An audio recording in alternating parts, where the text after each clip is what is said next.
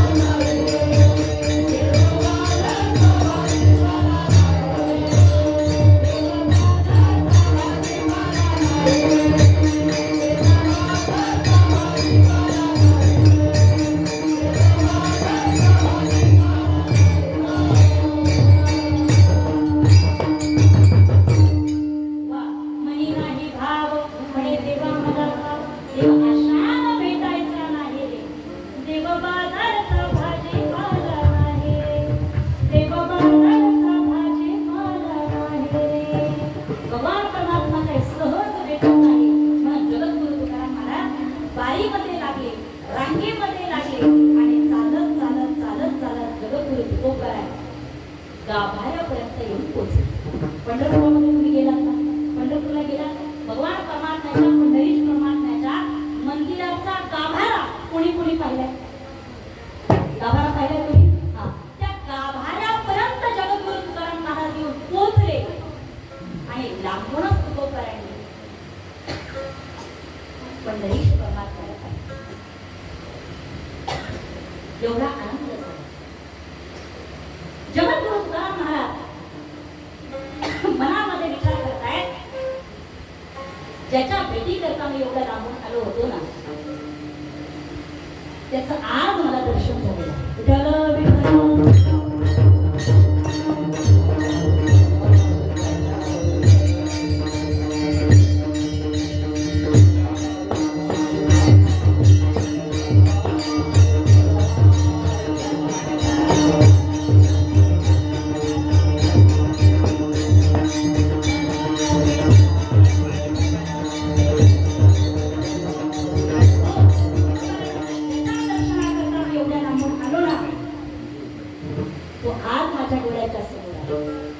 तुकोबारांना एवढा आनंद झाला.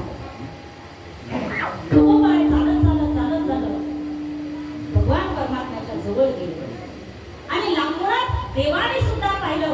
माझे जगद्गुरु तुकोबाराय आले. एवढा आनंद झाला, एवढा आनंद झाला. तुकोबाराय देवाच्या जवळ गेले, भगवान परमात्म्याच्या चरणावरती नतमस्तक झाले आणि आता मात्र देव तुकाराम महाराजांना पाहताय आणि तुकोबाराय देवाला दोघं एकमेकांना पाहताय, पण दोघंही एकमेकांच्या समोर बोलत नाही. याचं कारण असं आहे, पंढरीश परमात्म्याला सुद्धा माहिती होतं जगद्गुरु तुकाराम महाराजांसारखा व्यक्ती आपल्याला रोज रोज भेटणार नाही.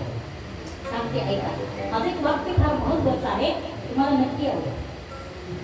ज्ञानोबराय तुकोबारायांसारखे महात्मे आपल्याला रोज भेटत नसतात, तसं छत्रपती शिवाजी महाराजांसारखा राजा सुद्धा आपल्याला रोज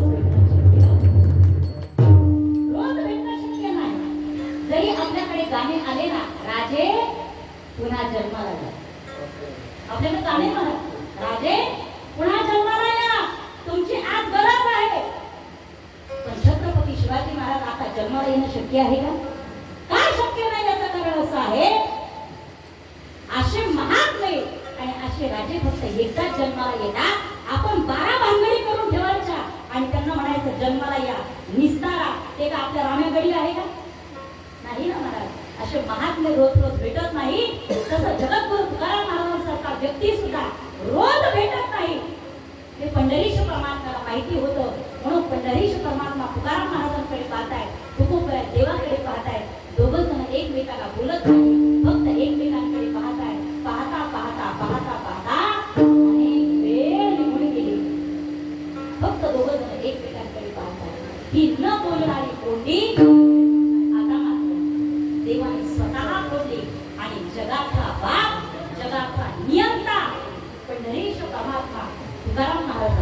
बोलू काय बोलू लागले ऐका. पंढरीश परमात्मा जगद्गुरु तुकोबरायचा म्हणतात, महाराज आला तुम्ही वारी करता, दरवर्षी तुम्ही वारीला येता, याही वर्षी तुम्ही वारीला आला, आनंद वाटला. तुमच्यासारखे महात्मे आम्हाला रोज भेटत नाही, पण तुम्ही या वर्षी न चुकता तुम्ही वारीला आलात, आनंद वाटला. पण एक काम करा महाराज, दरवर्षी तुम्ही वारीला येता, निघून जाता, वारीला येता, निघून जाता, दर्शन घेता, निघून जाता, माझ्या पाया पडता, निघून जाता. पण महाराज माझी एक विनंती आहे, दरवर्षी वारीला येता, तुम्ही निघून जाता, पाया पडता, दर्शन घेता, निघून जाता, पण तुकोबराय तुम्ही माझ्याकडे काही मागत नाही. पण या वर्षी माझी अशी इच्छा आहे की तुकोबराय तुम्ही माझ्याकडे काहीतरी मागा. असं म्हटल्याबरोबर तुकाराम महाराजांनी पंढरीश परमात्म्याला न मागण्याची 3 कारणं सांगितली. आता नीट लक्ष देऊन ऐका. किती कारणं सांगितली? 3 कारणं. पहिलं कारण आहे, जगद्गुरु तुकोबराय म्हणतात, देवा मी तुला काही मागणार नाही. याचं कारण असं आहे की आता मागण्याची आमच्या अंतःकरणामध्ये इच्छा शिल्लक राहिली, इच्छा शिल्लक राहिली नाही. म्हणून देवा तुला आम्हाला काही मागायचं नाही. आपल्या अंतःकरणामध्ये किती इच्छा असतात महाराज, काय सांगावं तुम्हाला, खूप इच्छा असतात.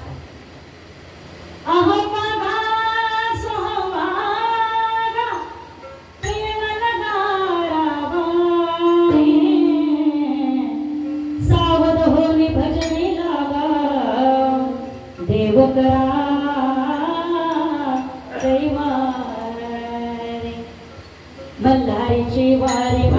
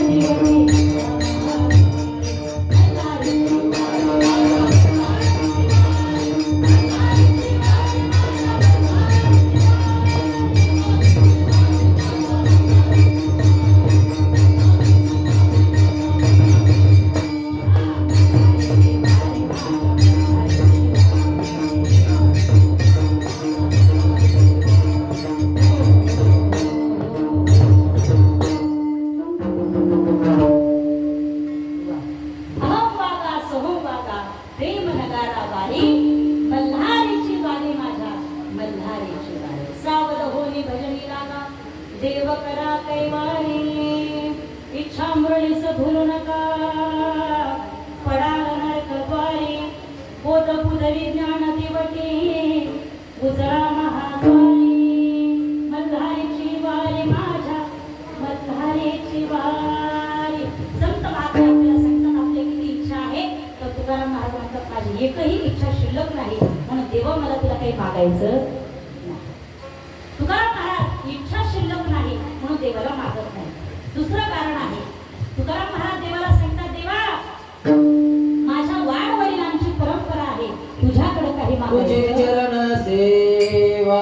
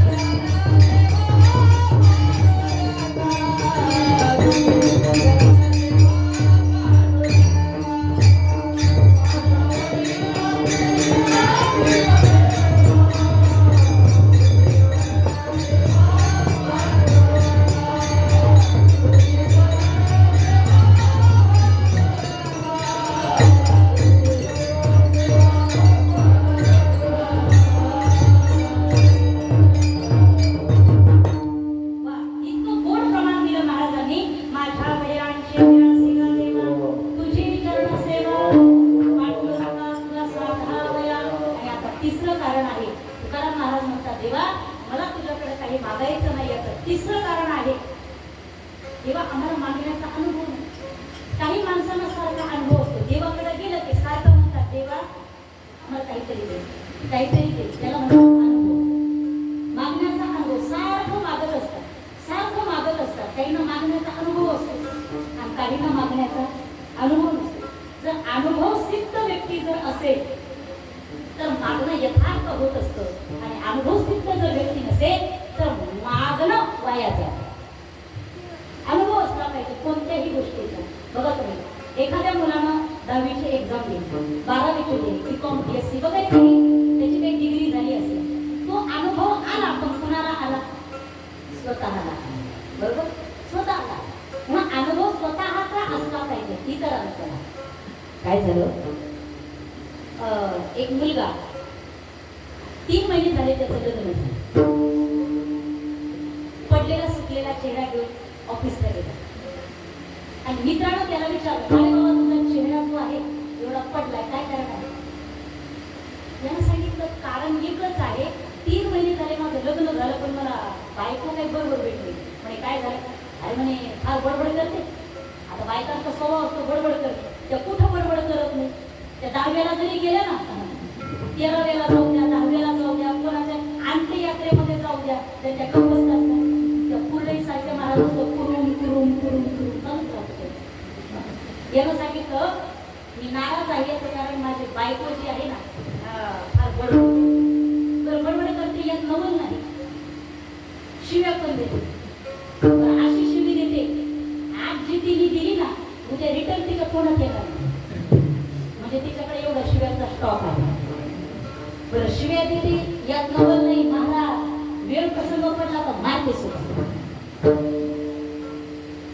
लोक मित्रांनी ऐकल्यानंतर याला सांगितलं, एक काम कर, तुझी पत्नी तुला मारणार नाही, शिव्या देणार नाही, याकरता माझ्याकडे एक रामबाण उपाय आहे. म्हणजे काय करायचं? काही फक्त एकच काम करायचं, घरी गेल्यानंतर तू तुझ्या पत्नीची स्तुती करायची. काय करायची?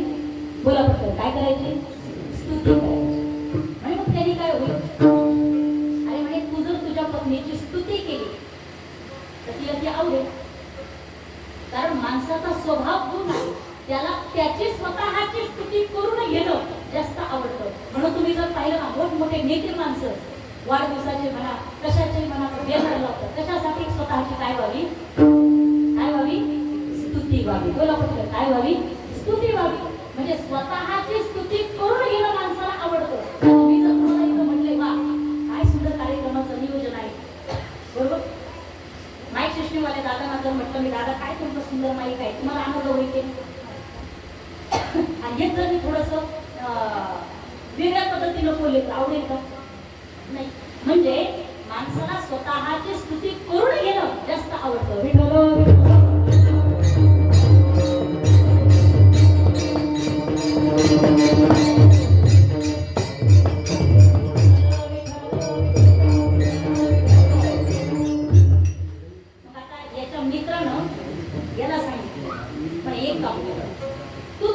स्तुती करायची.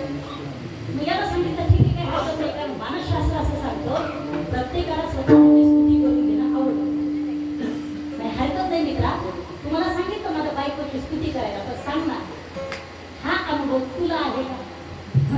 याला सांगितलं अजिबात नाही. म्हणे मग हा अनुभव कोणाचा आहे? म्हणे मला एका 70 वर्षाच्या म्हाताऱ्यानं सांगितलं. आता याला असं वाटलं 70 वर्षाच्या म्हाताऱ्याचा अनुभव म्हणजे निश्चितच फेल जाणार. नाही, ऐकताय ना तुम्ही? निश्चितच फेल जाणार नाही. त्याला पटलं मला. त्याची ड्युटी संपली 5 वाजता, 6 वाजता घरी आला. एक पाऊल घरामध्ये, एक पाऊल बाहेर, अशा अवस्थेत घरात प्रवेश करणार, एवढ्यामध्ये समोर ज्वालामुखी उभंच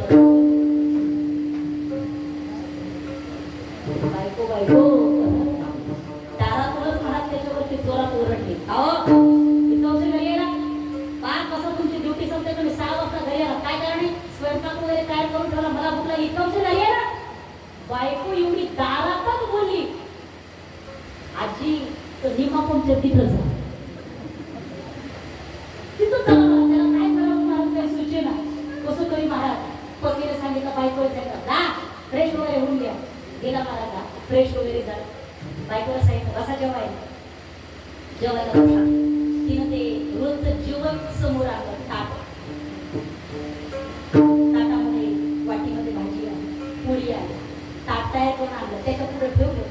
यानं जेवायला सुरुवात केली.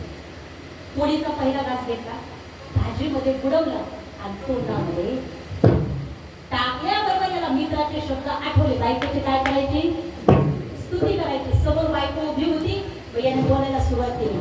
ती समोर आहे, हात तिला म्हणाला, तिला म्हणाला, आई म्हणे हे भाजी एवढी सुंदर भाजी. अगं काय भाजीला चव आहे तुझ्या? इतकी सुंदर भाजी. अगं तुझ्या हाताला नाही चव आहे. मी आतापर्यंत अशी भाजी कधी खाल्ली नाही. काय सुंदर भाजी केली, एकच नंबर. फार भाज्या खाल्ल्या पण अशी भाजी मी कधी खाल्ली नाही. एकच नंबर, फारच सुंदर, खूपच गोड तू भाजी केली. असं म्हटल्याबरोबर समोर त्याची बायको उभी होती. तिने याचं म्हणणं एकदा ऐकून घेतलं, दोनदा ऐकलं, तीनदा ऐकलं. तिला इतका राग आला. रागाच्या भरामध्ये ती उठली, नवऱ्याच्या जवळ गेली. काय नाही मला, जशी नवऱ्याच्या जवळ गेली तशी गेल्याबरोबर नवऱ्याच्या एक मारली असती, पण मला तुम्हाला काय अनुभव दिसत नाही. नाही झालं नाही का? झालंय का? हा झाला असेल तर त्यांना काही सवय दिसत नाही. काय दिशे तिनं नवऱ्याच्या गालामध्ये मारलं. यानं गालाला हात लावला आणि बायकोला म्हणाला, का मारलं तुम्हाला? कशासाठी मारलं? मी काय केलं? मी फक्त तुझ्या भाजीची स्तुतीच केली ना, बाकी काय केलं? कशाला मारलं? तिने सांगितलं, का हो 3 महिने झाले आपल्या लग्नाला, दररोज तुम्ही माझ्या हातची भाजी खाता, तर एवढं कधी वर्णन करत नाही. आज शेजारणीची भाजी आहे तर एवढं वर्णन.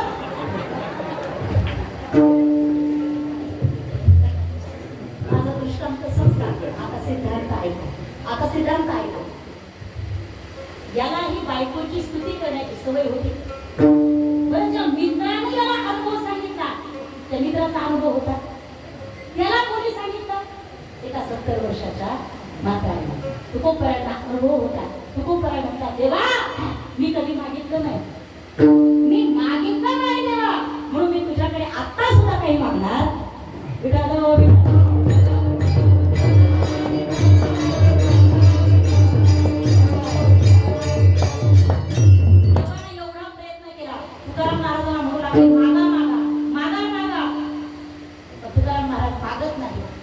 सांगू का तुम्हाला, मला देवाचं विशेषच वाटतं कधी कधी. काय देव तुकोबरायांना मागा मागा म्हणतात. तुकोबराय मागत नाही. आपण देवाला द्या द्या म्हणतो, पण देव द्यायला तयार. आता तुकोबराय मागत नाही आणि देव म्हणताय, तुकोबराय माझ्याकडे काहीतरी मागा.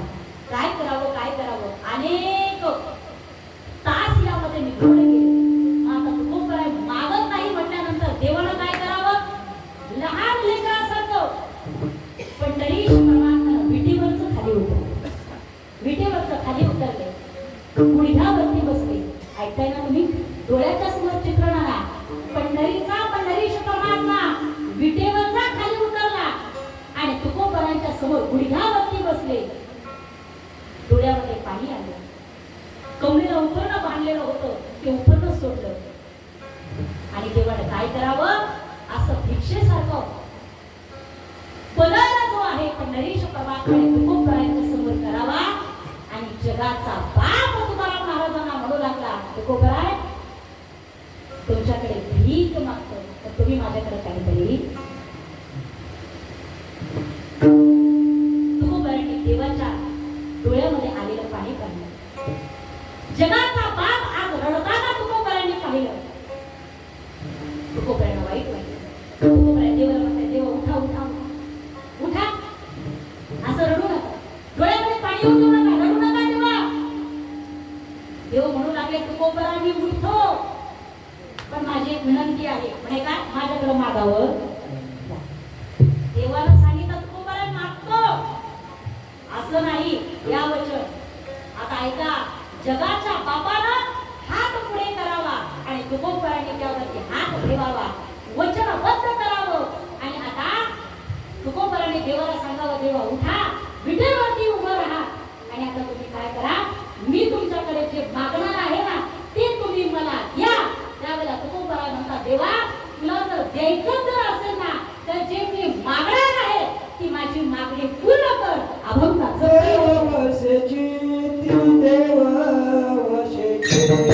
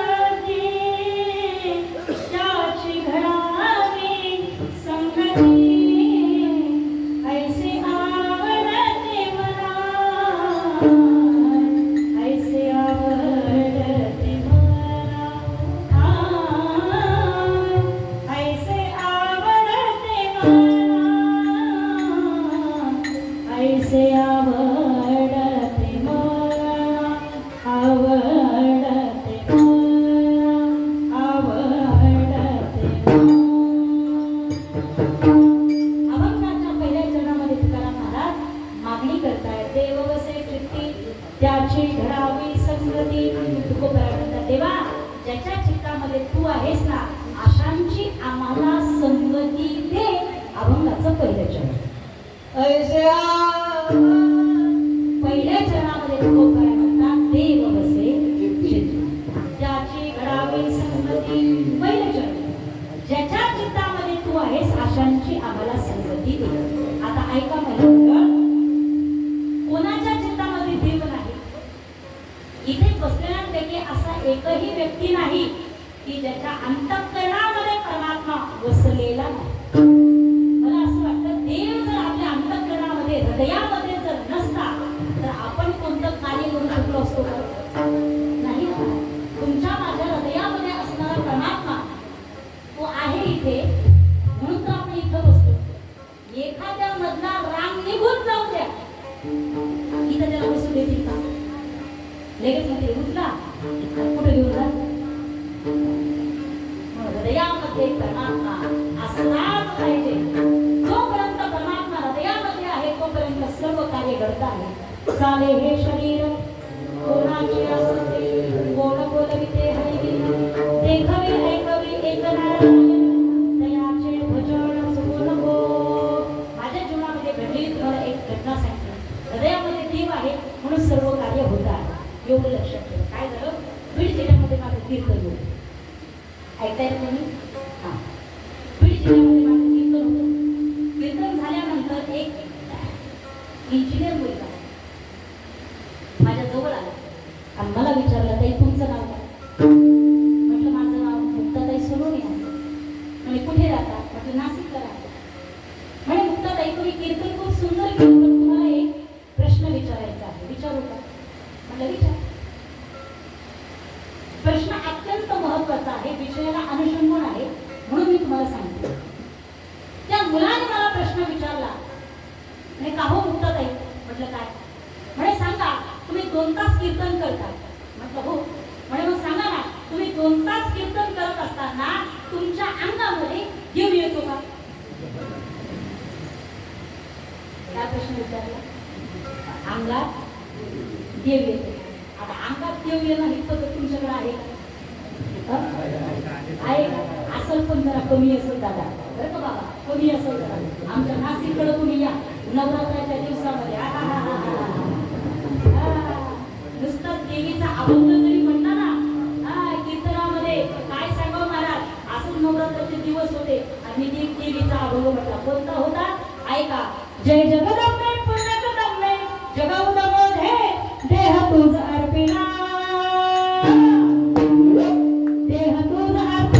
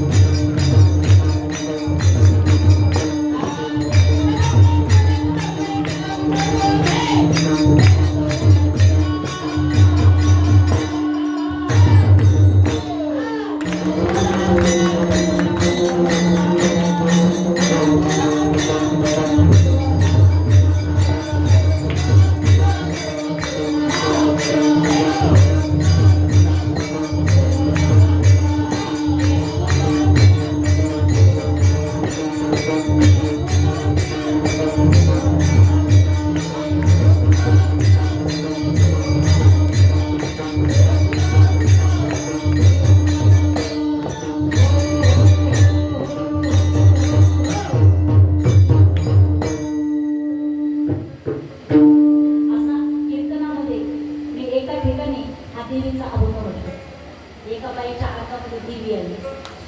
मग तिनं काय सांगा महाराज, एक लचर होती बाजूला काढली, केस मोकळी सोडली. आता ते मला जमत नाही तर तुम्हाला ते पण मी करून दाखवलं असतं. तिने ते केस वगैरे मोकळे सोडले आणि कीर्तनात तिने आवाज दिला बरं का महिला मंडळ. कुठं आवाज दिला? कीर्तनामध्ये जोरात आवाज दिला, भक्ता हे भक्ता. तिचा नवरा कीर्तनाला बसलेलाच होता, त्याने ओळखून घेतलं ही आपलंच गिराईक. आणि ती उठलं महाराज, तिच्या जवळ गेलं आणि तिला म्हणू लागला, बोल आई तुला काय पाहिजे. आता या बाबाची कोणती पण भिंतीचा कोण हा नवरा तरी सुद्धा हात दिला, आई म्हणतो आणि ती याला भक्त म्हणते. कॉम्बिनेशन जुळतं का?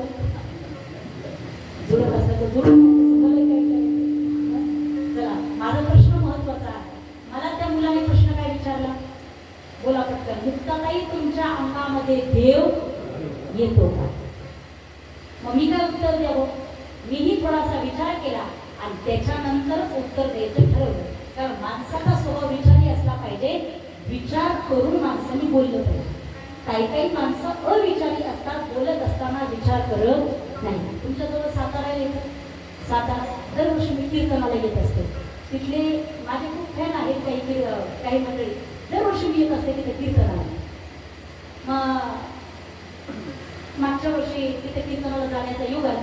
पण कीर्तनाला जाण्याच्या अगोदर म्हणजे आदल्या दिवशी किंवा त्याच दिवशी आम्हाला कार्यकर्ते फोन करतात. जसं बाबा तुम्ही सकाळपासून माझ्या कॉन्टॅक्टमध्ये होता ना, तसं तिथला सुद्धा व्यक्ती मला सकाळपासून फोन करू लागला. म्हणजे मुक्ताताई लवकर निघा, कीर्तनाची वेळ आहे 7 ते 9. आता बऱ्याच ठिकाणी 7 ते 9 कीर्तन असते, बऱ्याच ठिकाणी, किंवा 8 ते 10. आता हे तुमच्याकडे 9 ते 11 आहे, पण बऱ्याच ठिकाणी 7 ते 9 म्हणजे 6 वाजेपर्यंत या. म्हटलं हरकत नाही. म्हणे ताई अगोदर जेवण करणार ना? म्हटलं पेट्रोल असल्याशिवाय गाडी चालत नाही. म्हटलं अगोदरच जेवण करणार. म्हणजे हरकत नाही मुक्ताताई, पण एक काम करा, सांगा तुम्हाला जेवणामध्ये काय आवडतं. म्हटलं काय टाकलं असेल, भाजी पोळी वगैरे. नाही ती होईल म्हणे, पण तुम्हाला स्वीट मध्ये काय आवडतं. आता माझा स्वभाव आहे, मी पटकन सांगून टाकलं. म्हटलं मला स्वीट मध्ये गुलाबजाम फार आवडतं. आणि मुक्ताताई तुम्ही येईपर्यंत गुलाबजाम रेडी राहते. माझा प्रवास तिथं गेल्याबरोबर जेवायला बसले तर आजी तुम्हाला एक सांगू का, माझा स्वभाव इतका विचित्र आहे ना. मला काय आवडत होते, पटकन बरं काय आवडत होते, गुलाबजाम. मी ताटामध्ये बाकीचं काहीच घेतलं नाही, फक्त गुलाबजाम घेतलं. आणि गुलाबजामची साईज होती एवढी. गुलाबजाम तरी बाबा किती खावे, अंदाज अंदाज एवढी साईज होती गुलाबजामची. बाबा मी अंदाज तरी किती खावे.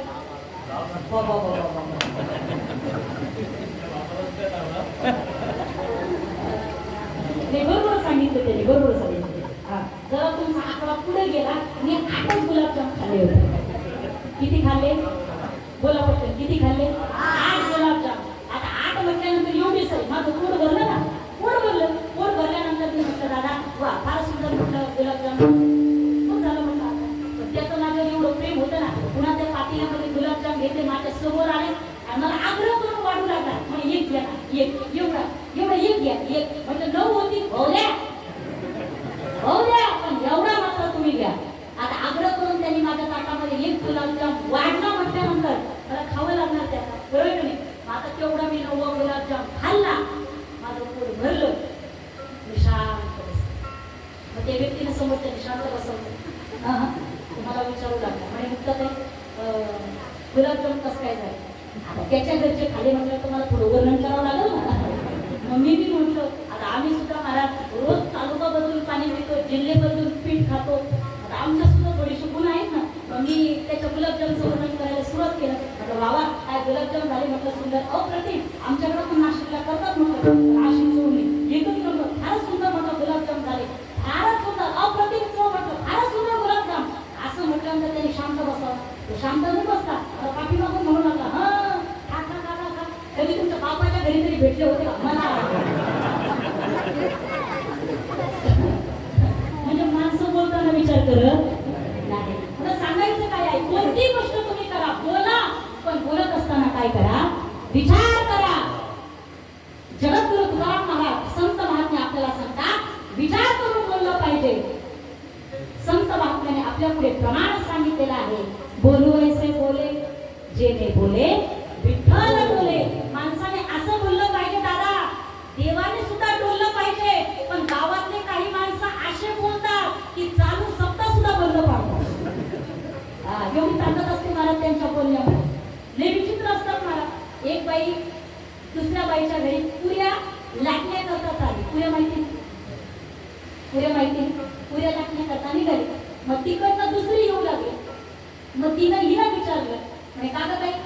चालली माहिती तुला माहिती नाही पाटलाच्या घरी लग्न आहे त्यांच्या घरी पुऱ्या लाटायला चालले आता समोरची नको बसवणार ती गप नाही बसली ही पुऱ्या लाटणारी जी चालली होती का तिला ही म्हणून लागली दादा म्हणे तू पाटलाच्या घरी पुऱ्या लाटायला चालली खरी पण मी असं ऐकलं म्हणे की तुझ्या नवऱ्याचं नाव पत्रिकेत नाही आता खरं सांगा ते पुऱ्या लाटायला जाईल का माणसं असे बोलतात ना की कामच करतात माणसाने असं बोललं पाहिजे की देवाने सुद्धा बोललं पाहिजे असं बोललं पाहिजे आता त्या मुलाने मला प्रश्न विचारलेला होता मुक्ताताई तुमच्या अंगामध्ये देव येतो मग मी काय उत्तर द्यावं मी थोडासा विचार केला आणि नंतरच त्याच्या प्रश्नाला उत्तर द्यायचं ठरवलं कारण माणसाचा स्वभाव विचारी असला पाहिजे मी विचार करून त्या मुलाच्या प्रश्नाला उत्तर दिलं त्याला जवळ बोलवलं आणि त्याला म्हटलं दादा तुम्हाला प्रश्न विचारला ना मुक्ताताई तुमच्या अंगामध्ये देव येतो का आता माझं उत्तर आहे अंगामधला देव येतो का अंगामध्ये देव येतो का असं म्हणण्यापेक्षा अंगातला देव जातच नाही तेव्हा येण्याचा प्रश्न उद्भवत तर अंगातला जर देव गेला असता ना तर 2 तास कीर्तन करू शकलो असतो आणि नसतात देव या जगतामध्ये हे जगत तरी शिल्लक राहिलं असतं का म्हणून संत महात्मे म्हणतात या हृदयामध्ये भगवान परमात्मा आहे जसं हृदयामध्ये देव आहे ना तसा चित्तामध्ये सुद्धा देव आला पाहिजे म्हणून तुकाराम महाराज आपल्या सगळ्यांना मागणी करायला सांगतात काय ज्याच्या चित्तामध्ये देव आहे अशांची आम्हाला संगती दे देव वसे कीर्ती त्याची घडावी संगती भगवान परमात्मा लांब नाही बरं परमात्मा जवळ आहे किती जवळ आहे ऐका देव किती जवळ आहे तुम्हाला सांगते ऐका शोधिसी मानवा राहोळी मंदिरी नांदतो देवा आपुल्या अंतरी शोधिसी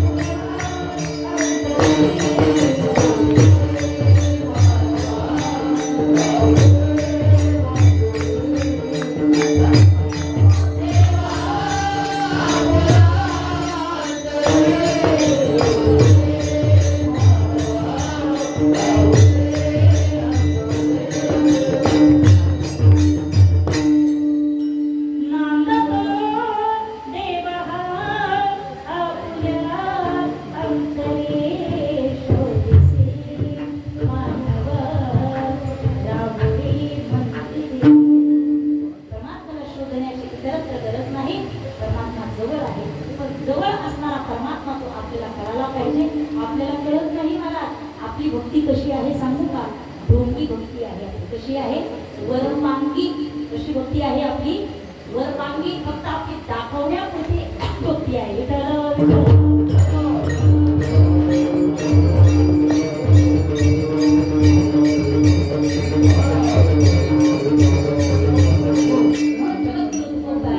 वरपांगी भक्ती न करता अंतःकरणातून भक्ती करा कशी करायची आहे एका वारकरी संप्रदायाच्या नियमाप्रमाणे भजन करू या भजनाकरता सर्व पुरुष मंडळी आपले दोन्ही हात वरती करा पुरुष करते करावं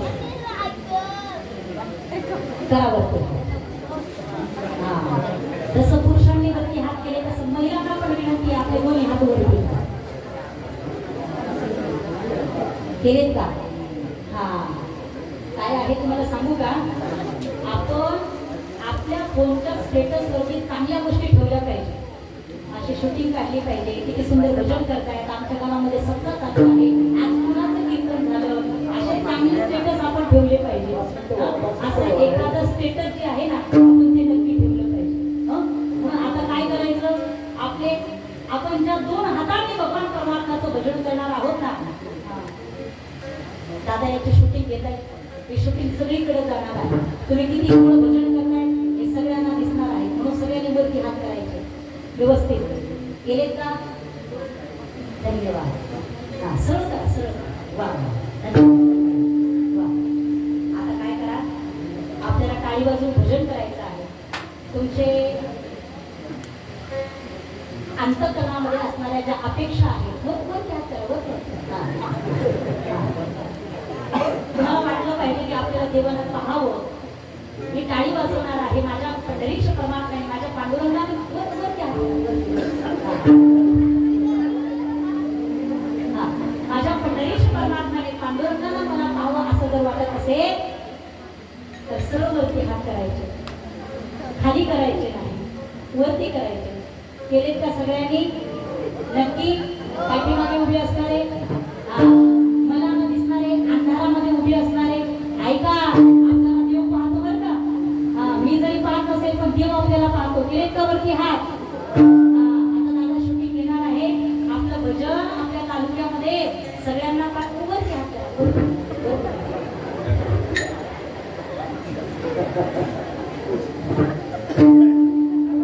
किती शूटिंग आहे ना तालुक्यामध्ये सगळीकडे वरती करा, वरती करा.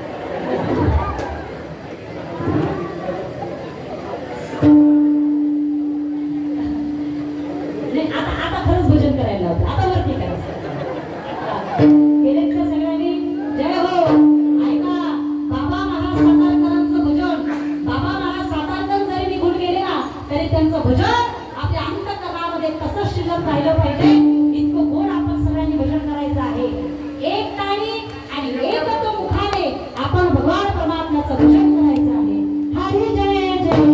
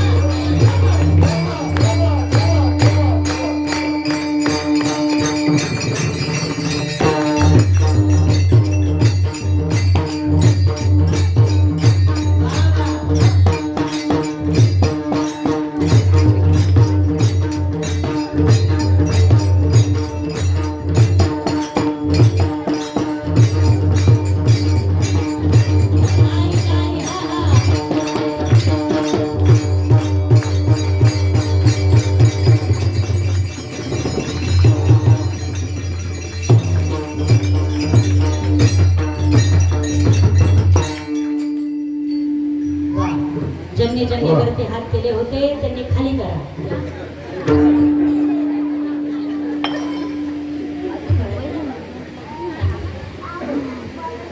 तुम्हाला खाली हात घ्या असं सांगायची काही गरज पडली तर मला सांगा, मी तुम्हाला वरती हात करायला लागले होते, खाली करायला लावले का? कसं काय केले? कसं काय केले? तेव्हा सर आमच्या गावात येऊन का थांबतो असं गोड अशा प्रकारे सगळ्यांनी भजन केलं. सगळ्यांना धन्यवाद देते. ऐका, आपली भक्ती कशी आहे तर म्हणे वरपांगी भक्ती आहे. वरपांगी भक्ती नको आहे. खोटं नसावं, खोटं नसावं. भक्तीमध्ये कठोरता नसावी, कटुपणा नसावा, खोटेपणा नसावा. काय झालं? एका माणसाला 3 मुली होत्या. मोठ्या मुलीला पाहण्याकरता नवरदेव आला बसला. मुलगी पाणी वगैरे घेऊन आली. मुलाने पाहिलं मुलगी सुंदर आहे. मुलगी आतमध्ये निघून गेली आणि गंमत अशी घडली. मुलाने आपल्या मित्राला सांगितलं, म्हणे काय पोरगी फार सुंदर आहे, मला आवडली, तर सांगू का मुलीच्या बापाला? म्हणे हो, हरकत नाही. यानं सांगून दिलं. आणि मामा, मुलगी मला पसंत आहे. त्याला एवढा आनंद झाला, बापाला एवढा आनंद झाला, एवढा आनंद झाला. हा किचन मध्ये गेला आणि मुलीला सांगितलं, अगं नवरदेवाने तुला पसंत केलं, आता एक काम कर, पाहुणे जेवण केल्याशिवाय जाणार आणि एक काम करायचं, जेवण वाढायला आलं की तू बोलायचं नाही, अजिबात बोलायचं नाही. तिने सांगितलं ठीक आहे. गंमत अशी घडली. स्वयंपाक वगैरे तयार झाला. मुलाला सांगितलं जेवण करायला बसला. मुलगा जेवायला बसला. ताट वगैरे वाढून आणलं आणि मोठी मुलगी ज्या वेळेला ताट वाढते आतमध्ये किचन मध्ये निघून जाते. हा मुलगा मनामध्ये विचार करतो, आल्यापासून पाहतो आहे पोरगी पसंत पडली, पण पोरगी काही बोलत काय अडचण असावी, काय अडचण असावी, का बोलत नाही, ती बोललीच पाहिजे. मित्राला म्हणून आला, काय ही बोलण्याकरता मी काय करू, काय करू, काय प्रयत्न करू? मित्राने सांगितलं एक काम कर, म्हणजे काय ही जी कढी केलेली आहे ना, जरा कढीचं वर्णन करू, कढीचं वर्णन कर. मग यानं काय केलं, कढी खायला सुरुवात केली. समोर मामाला म्हणू लागला, मामा अहो काय कढी सुंदर झाली, कोणी केली हो? म्हणे आतापर्यंत मी एक कढी खाल्ल्या म्हणे, पण अशी काही कढी खाल्ली नाही. कोणी केली? कोणी केली म्हटल्याबरोबर जिनं केली होती ना तिला काय राहवलंच नाही. हा पुन्हा पुन्हा म्हणायचा, मामा काय कढी केली, कोणी केली हो? आता जिने केली होती ना तिला काय राहवलं? अंतरीचे धावे स्वभावे बाहेर, तिला काय राहवल्याच गेलं नाही. बाहेर आली आणि नवरदेवाला म्हणाली, हा कोणी केली? काय कोणी केली? मी केली कधी. मुलगा म्हणू लागला, अरे बापरे, सूर्यंत्रच गेलेले म्हणे. पोरगी तर म्हणे बोबडी बोलते. इतक्यामध्ये 2 नंबरची पोरगी आली पळत पळत आणि बहिणीला म्हणू लागली, ताई तुला सांगितलं होतं ना बाबांनी बोलायचं नाही म्हणून, कशाला बोली? पोरगा म्हणू लागला, अरे बापरे, 2 नंबरची पण अशीच आहे, ती पण मोठी, ती पण अशीच बोलती बोबडी. एवढ्यामध्ये 3 नंबरची जी पोरगी होती बारकी, ती पळत पळत आली आणि दोन्ही त्या तायांना म्हणू लागली, ताई तुम्हाला सांगितलं होतं ना बाबाने बोयायचं नाही म्हणून, कशाला बोया? पण बोय झालं बोया, मी नाही बोये. दृष्टांत संपला. आता सिद्धांत ऐका. खोटं किती दिवस पोचतं? खोटं पोचतं का? तुकोबरा म्हणतात खोटं नसावं, भक्ती असावी, पण त्या भक्तीमध्ये खरेपणा असावा. म्हणून तुकोबरा म्हणतात, मी जी भक्ती करणार आहे ती वरपांगी नसून काय माझ्या चित्तामध्ये सदैव मी परमात्म्याला धारण करणार. म्हणून देवा तुला जर द्यायचं जर असेल ना तर ज्याच्या चित्तामध्ये तू आहेस ना अशांची आम्हाला संगती दे. देव वसे चित्ती त्याची घडावी संगती. संगती महत्वाची आहे. संगतीशिवाय माणसाचं जीवन निरर्थक आहे. मित्र हा असला पाहिजे, पण तो कसा असला पाहिजे? तो सदैव आपल्या मागे पुढे उभा राहणारा असला पाहिजे. असा मित्र असावा, अशी संगती असावी. म्हणून संत महात्मे म्हणतात, अशी संगती करा की जेणेकरून आपल्याला सुद्धा परमानंद प्राप्त होईल. अशी संगती करा, आशांच्या सहवासामध्ये राहा, चांगल्यांच्या सहवासामध्ये राहा. जिथे आनंद मिळेल, जिथे परमानंद मिळेल, अशांच्या संगतीमध्ये राहा. महिला मंडळ सांगा, इथे आल्यानंतर या 2 तासामध्ये महिला मंडळ सांगा, तुम्हाला घरची आठवण आली? खरं सांगा तुम्हाला शेजारणीची शपथ त्यांची आठवण आली नाही. या 2 तासामध्ये कुणाची आठवण नाही महाराज. का? कारण इथं संत सहवास आहे, एवढा आनंद आहे. म्हणून तर महाराज आमचे वृंदावनामध्ये असणारे संत महात्मे आम्हाला सांगत असतात काय? संतन के संग लागिले. सगळ्यांना आनंद घ्यायचा, नक्की घ्यायचा. या संत सहवासाचा आनंद झालं महाराज. उद्याच्या दिवशी काला आहे, परवाच्या दिवशी किंवा उद्या संध्याकाळी हा आनंद भेटणार आहे का? नाही ना. या मंडपाकडे पाहिल्यानंतर तुमच्या डोळ्यामध्ये पाणी आल्याशिवाय राहणार नाही. असा ह्या 4 दिवसामध्ये तुम्ही आनंद घेता. मग हा आनंद पुन्हा द्विगुणित करायचा का? नक्की करायचा. सांगू तुम्हाला, नाचायचं जर असेल ना तर डीजेच्या समोर नाचू नका. नाचायचं जर असेल ना तर कीर्तनामध्ये तुम्ही नाचा. नाचू कीर्तनाचे नाचो कीर्तनाचे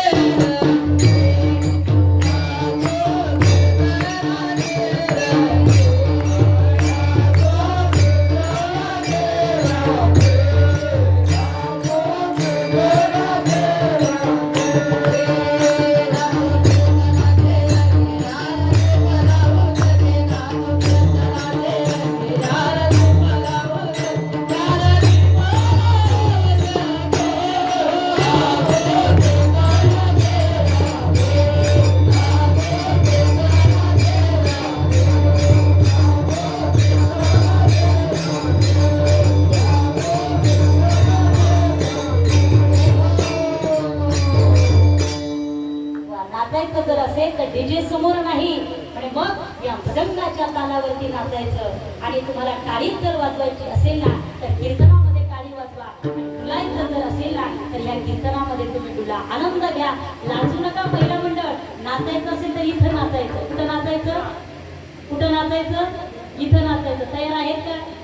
नक्की. तुम्ही सगळेजण, माझा आग्रह तुम्हाला नाही, तुम्ही तयार आहेत का? आग्रह मी करत नाही कुणाला. मी कुठं अजिबात बोलत नाही. तुमच्या गळ्याची शपथ. आग्रह नाही माझा. तुम्हाला आनंद घ्यायचा का? इथंच आनंद आहे, इथं. आणि लोक म्हणतात ना मेल्यानंतर स्वर्गामध्ये आनंद. कोणी स्वर्ग पाहिला? अरे हाच स्वर्ग आहे. घ्यायचं तुम्हाला आनंद, नक्की घ्यायचा. तयार आहे सगळ्या जणी? इकडच्या महिला मंडळ पार्टिशन पडलं बरं का? हा, इकडच्या अर्ध्या, इकडच्या अर्ध्या. बघू बरं कोण आनंद जास्त घेत. तयार आहेत का? बघू बरं. तुम्हाला नाचायचं जर असेल तर कुठे नाचणार आहात तुम्ही? कीर्तनामध्ये. तयार आहे का? नक्की. संतन के संग लागिले. संतन के संग लागिले.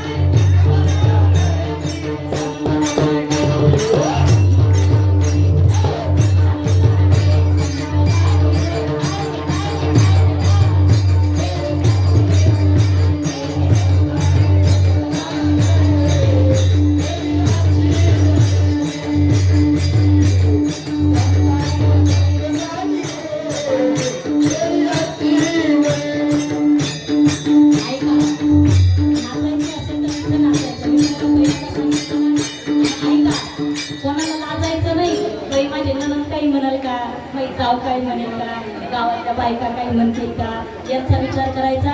जनाबाई मीराबाई संत समूह यांनी विचार केला का? जगाचा विचार करायचा, करायचा, करायचा. मग कोणासाठी नाचायचं? पंढरीश परमात्म्यासाठी. पुरुष मंडळी कोणासाठी नाचायचं? पुरुष मंडळी कोणासाठी? पंढरीश परमात्म्यासाठी. तयार आहे का? राधे राधे बोलो, राधे राधे, राधे राधे, राधे राधे.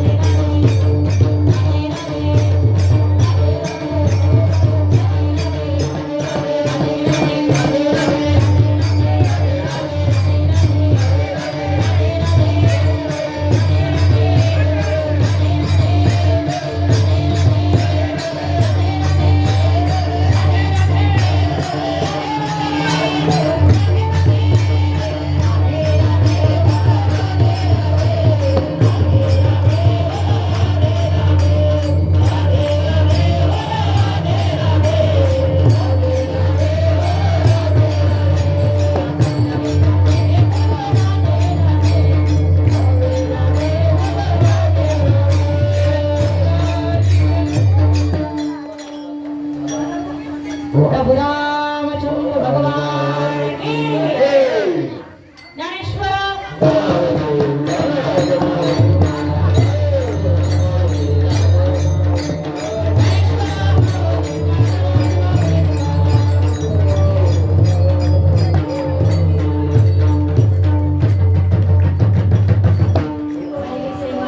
झालेली सेवा परमात्म्याच्या चरणामध्ये समर्पित करण्यापूर्वी या ठिकाणी आपल्या गावामध्ये येण्याचा योग प्राप्त झाला. आनंद वाटला ज्यांच्यामुळे येण्याचा योग प्राप्त झाला. आदरणीय चौधरी महाराज आपल्यामुळे येण्याचा योग प्राप्त झाला. आदरणीय चिंतन भाऊ बोले फार छान आपण ह्या कार्यक्रमाचं नियोजन केलेलं आहे. भगवान परमात्मा ज्यांनी ज्यांनी या कार्यक्रमाकरता सहकार्य केलेलं आहे, कोणतंही सहकार्य असू द्या, अन्नदान असू द्या, धनदान असू द्या, वस्त्रदान असू द्या, आणि या चटई उचलण्यापासून कोणाचंही या ठिकाणी सहकार्य असू द्या, भगवान परमात्मा त्यांच्या जीवनामध्ये सुख, समृद्धी, ऐश्वर त्यांना सर्वस्व भगवान परमात्मा प्राप्त करो अशी भगवान परमात्म्याच्या चरणामध्ये प्रार्थना करते आहे.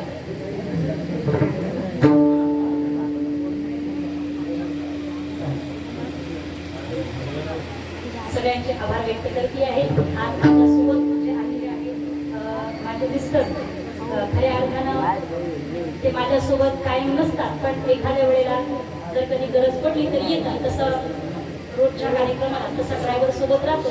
तर आमची फील्ड दोघांची वेगळी आहे. माझे मिस्टर जे आहेत ते सॉफ्टवेअर आणि केमिकल इंजिनियर आहे आणि मी आहे कीर्तनकार. ती आहे सॉफ्टवेअर इंजिनियर आणि मी आहे कीर्तनकार. त्यांच्यातलं मला काही कळत नाही, ह्याच्यातलं त्यांना काही कळत नाही. पण आज ते कार्यक्रमाला उपस्थित झालेले आहेत, त्यांचे सुद्धा आभार व्यक्त करते आहे. तुम्ही मनात म्हटलं तरी मिस्टरांचे आभार व्यक्त करण्याच्या पाठीमागे काय कारण आहे? कारण काहीच नाही, मला फक्त रिटर्न नाशिकला जायचं एवढंच कारण आहे. पण असो, त्यांनी आज दिवसभर ड्रायव्हिंग केली, 450 किलोमीटर पर्यंत ड्रायव्हिंग करून इथपर्यंत मला आणलं. आपल्या सर्वांचं दर्शन प्राप्त झालं, सगळ्यांची सेवा घडली, आनंद वाटला. या ठिकाणी सर्वांच्या चरणामध्ये नतमस्तक होती आहे. ज्यांनी ज्यांनी कीर्तनामध्ये आनंद घेतलेला आहे, ज्या ज्या महिला मंडळ उठल्या, नाचल्या, आनंद घेतला, त्यांना आनंद शब्दाचा अर्थ कळतो म्हणून त्या उठल्या, उभ्या राहिल्या, नाचल्या. ज्यांनी आनंद घेतला, भगवान पांडरीक्ष परमात्मा त्यांचं भलं करो. ज्या नाही नाचल्या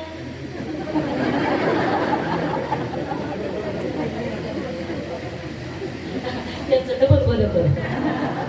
असो, सगळ्यांच्या चरणावरती नतमस्तक होती आहे. आणि माझ्यासोबत अजून आमचे सत्यप्रेम भुमरे, बीड जिल्ह्यातले पोलीस पाटीलच आहेत, त्यांच्या घरामध्ये सर्व पाटीलकी आहेत, तेही आज या ठिकाणी माझ्यासोबत आलेले आहेत. आमचे सर्व गायक वादक मंडळी, त्या सर्वांचे आभार व्यक्त करून माझ्या सेवेला ह्याच ठिकाणी पूर्णविराम.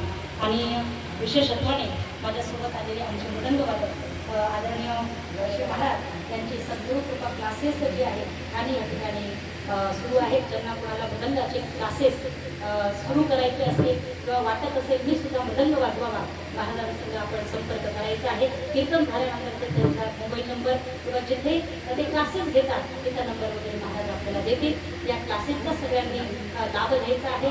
गोड मृदंग वादक, घाटकोपर आणि ठाणे या ठिकाणी ते क्लास घेत आहेत. आदरणीय हरिभक्तीपरायण अत्यंत आपल्या ह्या भागाचं वैभव सुनील महाराज मेसरी यांचे ते शिष्य आहेत. आणि मोठ्यांचं लेकरू आपल्या गावामध्ये आलं ना, माणसं तुम्हाला सांगू का, मोठी माणसं भेटणं एवढं शक्य नाही महाराज. आणि आपण त्यांच्यासाठी कौतुकाची थाप, आपण काय करतो आहे, फक्त टाळ्या वाजवतो आहे, पण त्याच्या सुद्धा आपण कामचूकपणा करतो. एक सांगू का तुम्हाला, दुसऱ्यांना मोठेपणा देण्याकरता आणि दुसऱ्याला मोठं म्हणण्याकरता रक्त सुद्धा त्याला खानदानी लागतं. त्याच्याशिवाय माणूस दुसऱ्याला मोठं म्हणत नाही.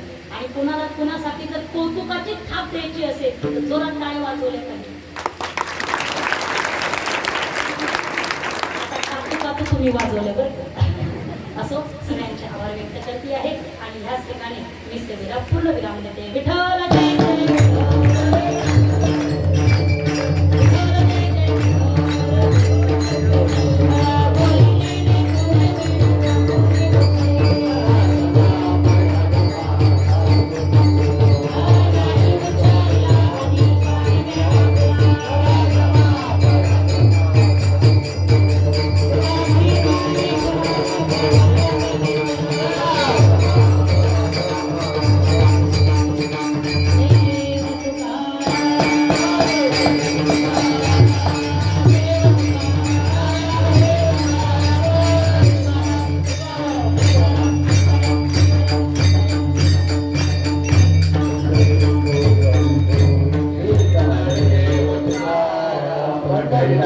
भगवान की जय. माऊली ज्ञानेश्वर महाराज जगद्गुरु